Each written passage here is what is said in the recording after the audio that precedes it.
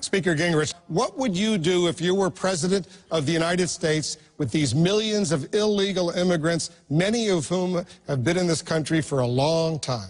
If you go back to your district and you find people who've been here 25 years and have 2 generations of family and have been paying taxes and are in a local church, as somebody who believes strongly in family, you're going to have a hard time explaining why that particular subset is being broken up and forced to leave. As somebody who believes strongly in family. Newt Gingrich is set to run for president in the 2012 election.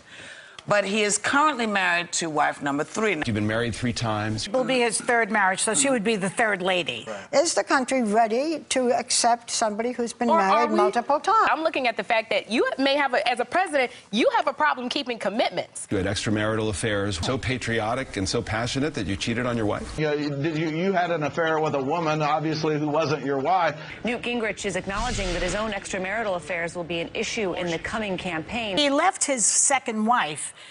She was suffering from uterine cancer, and she was in the hospital, and that's when he went to tell her he wanted a divorce. I haven't spoken to Newt or anybody in his team about this, but it's not explicable. She had cancer when he told her. He went to the hospital and told her he wants a divorce while she's undergoing cancer therapy.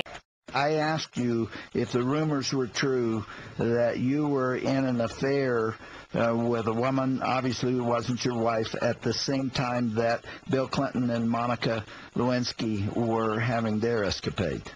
Well, the fact is that the honest answer is yes. Gingrich now admits that while he was leading the impeachment against Bill Clinton, he was having an extramarital affair of his own with a congressional aide, now his 3rd wife. At the very same time that you were leading that charge, you were having an affair. Isn't that hypocrisy?